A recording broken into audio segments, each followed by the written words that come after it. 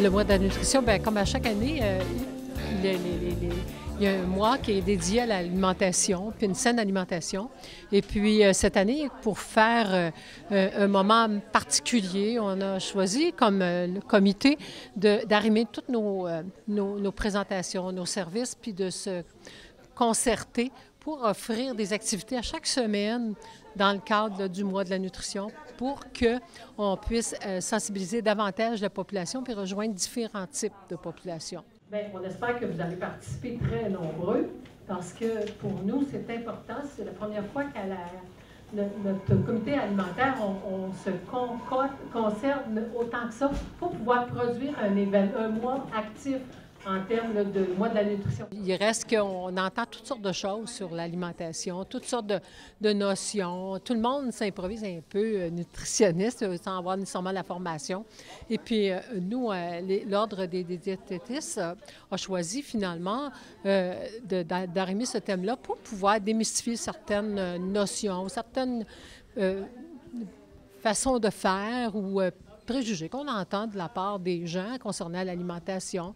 On va être capable aussi de regarder, dans le cadre des ateliers qui vont être offerts, est-ce que ça coûte si cher que ça pour bien se nourrir?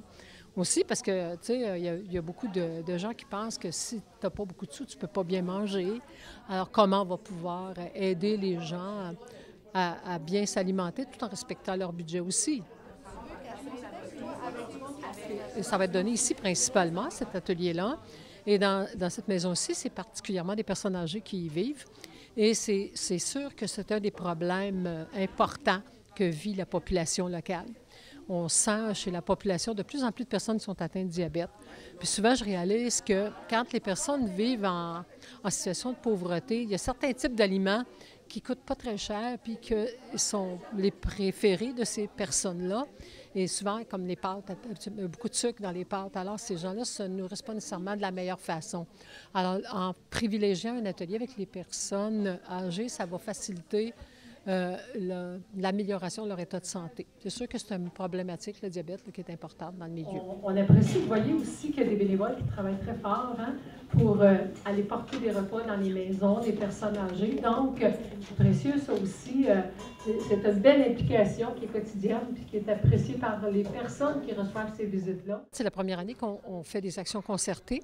OK? Alors, on va voir comment ça arrive. Puis, ce qu'on a voulu favoriser, c'est d'offrir ces ateliers-là dans des lieux très différents. Bon, ici, c'est auprès des aînés, au chez Christopop. C'est une population qui, quand même, se présente assez souvent puis qui ont les moyens de se payer un repas. Chez nous, c'est la population très marginalisée, donc des gens qui n'ont pas d'argent. Alors, on a différents types de populations. Puis là, on se dit, tu n'as pas besoin d'être membre de l'organisation pour pouvoir participer à l'atelier, parce qu'on veut rejoindre aussi d'autres gens que les personnes qu'on atteint habituellement. Donc, c'est d'où l'importance d'avoir une entrée, une prise de parole par l'intermédiaire des médias pour que les gens soient au courant et puissent participer à ces différentes activités-là. Bien, ce qu'on attend, peut-être, c'est que les gens participent. Puis, deuxièmement, c'est qu'en plus de participer, il y a le goût de s'investir. Bon, les ateliers de semis, c'est un exemple, bien, on va essayer de favoriser le jardinage, tu sais, de balcon, des moyens simples, mais peu dispendieux, mais qui donnent un plaisir aux gens puis une satisfaction aussi. Puis, donc, ça vient d'eux, ils vont l'avoir produit, puis ils vont avoir le goût de le manger. Fait que donc, tu n'es pas obligé d'aller chez le fermier et ça vient de toi. Donc, c'est de les associer à la démarche. Mais là, on veut leur faire prendre conscience qu'ils sont capables. Donc, tu sais, favoriser vraiment l'autonomie alimentaire des personnes. Ça, c'est un défi important pour nous.